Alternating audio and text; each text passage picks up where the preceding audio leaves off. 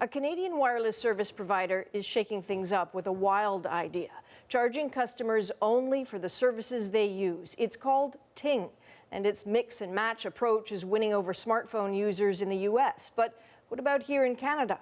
Aaron Saltzman reports.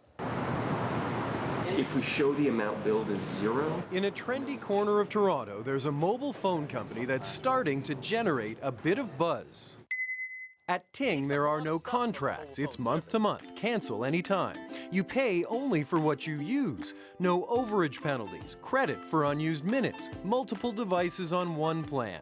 And Ting says its customers save significantly, think in the 50, 60, 70% range on their cell phone bill.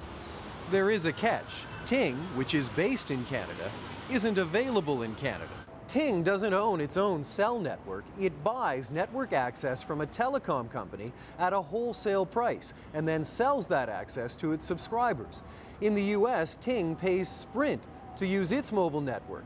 But here in Canada, Ting says none of Bell, Rogers, or TELUS will play ball. We would love to be in Canada.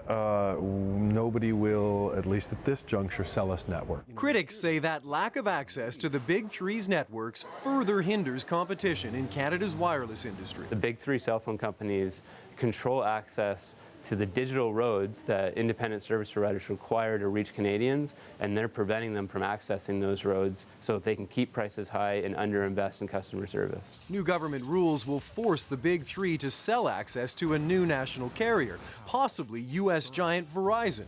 But without further regulations that would loosen up access for smaller operators, analysts say consumers won't see any changes on their cell phone bills anytime soon. We're looking at probably years before you can actually buy services from any new players or see any significant differences in terms of pricing or services availability. And that, Ting says, thank you for calling Ting Support. This is Roger speaking. Is why the customers phoning its Canadian call center are Americans. Aaron Saltzman, CBC News, Toronto.